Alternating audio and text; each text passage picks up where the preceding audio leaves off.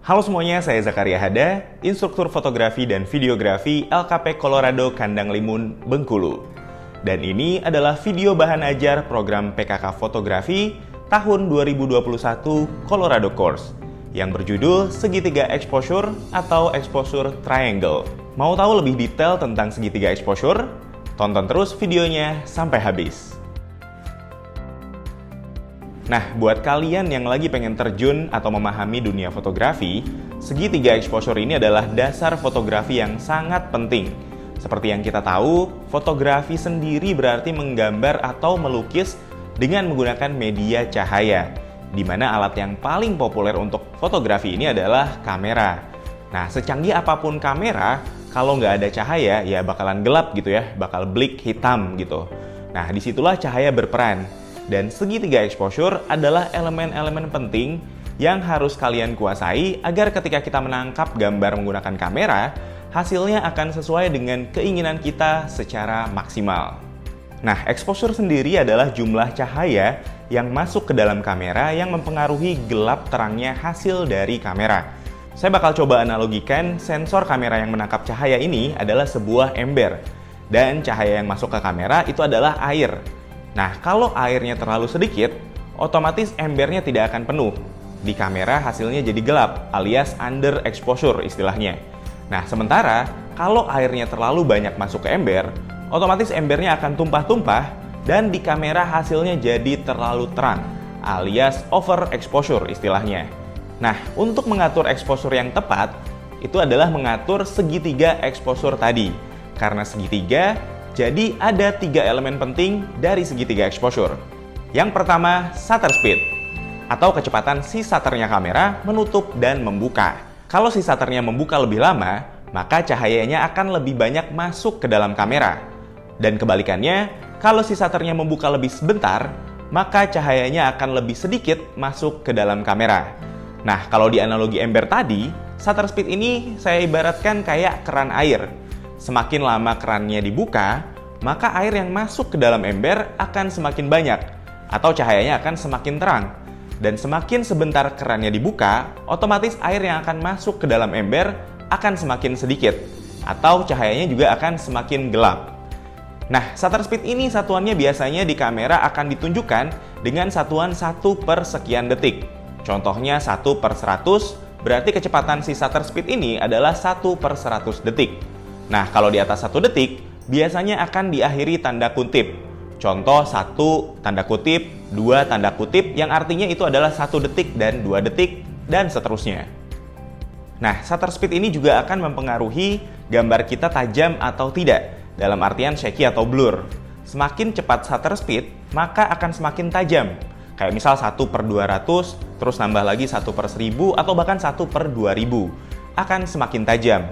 Nah, biasanya kalau di bawah 1 per 60 misalnya, gambar yang dihasilkan akan kurang tajam atau bahkan bisa blur.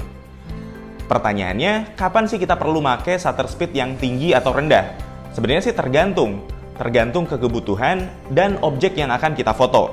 Misal, kalau kalian mau foto cipratan air atau hujan, atau mungkin kayak balapan motor gitu, perlu shutter speed yang di atas 1 per 2000. Pokoknya yang tinggi-tinggi lah gitu. Tapi kalau hanya memotret objek yang gerakannya nggak terlalu cepat, kayak misalkan orang lari, mungkin di bawah 1 per 1000 juga sudah aman. Jadi tergantung kecepatan objek yang kalian akan foto. Yang kedua, aperture atau bukaan atau diafragma. Nah, aperture ini kalau fisiknya di lensa, itu ada logam-logam atau bilah-bilah yang akan menutup dan membuka secara bersamaan. Kalau dianalogikan ke analogi ember tadi, aperture ini kayak selang gitu. Semakin besar selangnya, maka akan semakin banyak air yang mengalir masuk ke dalam ember. Kebalikannya, semakin kecil selangnya, maka akan semakin sedikit air yang masuk ke dalam ember. Nah, aperture ini mengatur seberapa banyaknya cahaya yang melalui lensa dan akhirnya masuk ke dalam kamera. Aperture dilambangkan dengan huruf F dan diikuti oleh angka. Contohnya kayak f1,4, f2, f2,8, f4, dan seterusnya. Semakin besar aperture-nya dibuka, maka akan semakin banyak cahaya yang masuk, dan semakin sempit aperture-nya dibuka, maka akan semakin sedikit cahaya yang masuk. Nah, aperture yang lebar itu akan ditandai dengan angka yang kecil. Contohnya kayak f1,4, f1,7, pokoknya angkanya semakin kecil gitu. Dan aperture yang sempit akan ditandai dengan angka yang besar. Contohnya kayak f22 gitu, pokoknya angka-angka yang besar gitu. Nah, jadi f1,4 yang angkanya kecil itu akan lebih besar bukaannya dibandingkan dengan f22 yang angkanya besar. Memang jadi aneh terdengarnya kalau kita baru kenal fotografi. Tapi lama-kelamaan pasti kita akan terbiasa dengan angka aperture ini. Intinya, makin kecil angkanya, makin besar bukaannya.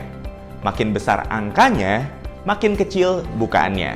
Nah, selain itu, aperture juga akan mempengaruhi depth of field atau kedalaman ruang dari foto yang dihasilkan nantinya.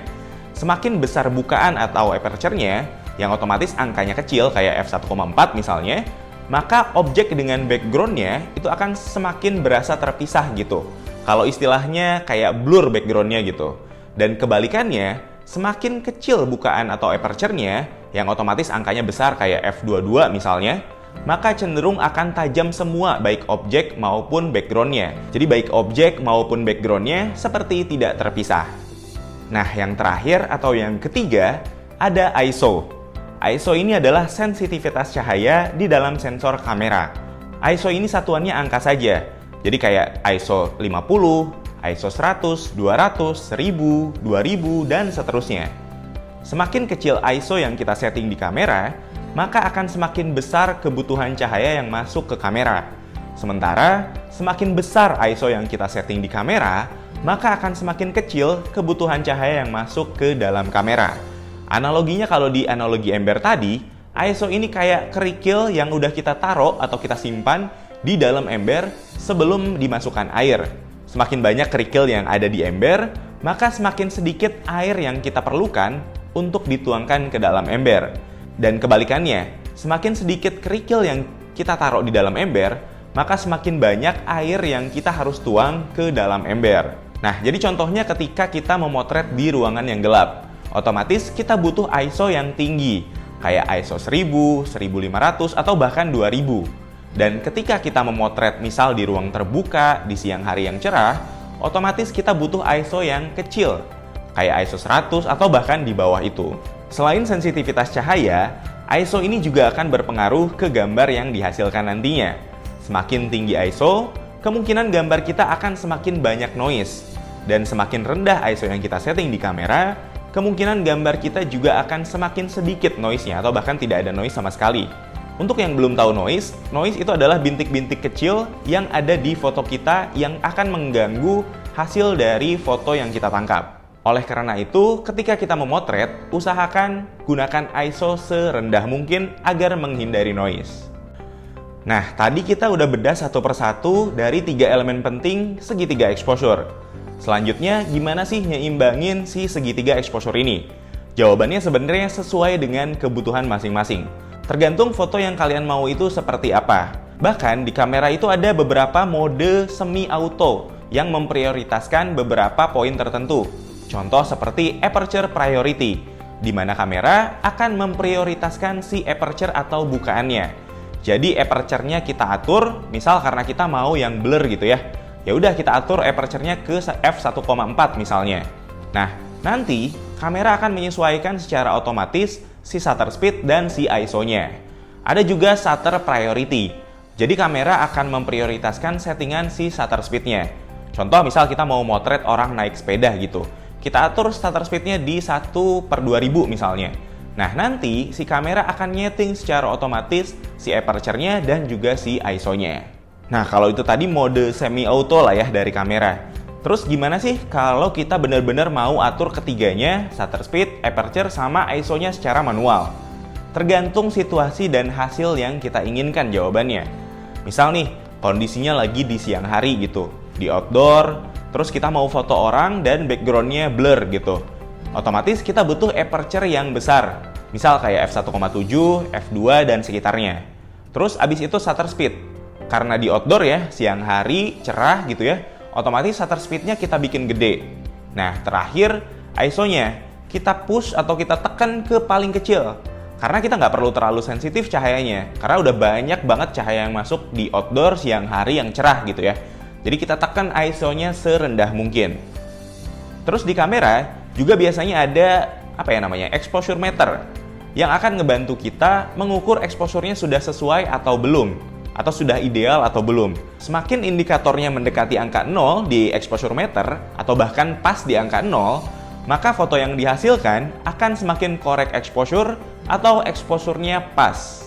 Intinya, segitiga exposure ini settingannya sesuai dengan kebutuhan dan hasil yang kita inginkan. Nggak ada pakem yang kayak, "Bang, berapa sih idealnya nilai exposure atau settingan exposure-nya?" Jawabannya nggak ada. Karena ya balik lagi tergantung dengan kebutuhan dan hasil yang kita inginkan. Sekian video segitiga exposure dari kami. Semoga bisa membantu kamu memahami teknik dasar fotografi dengan lebih baik.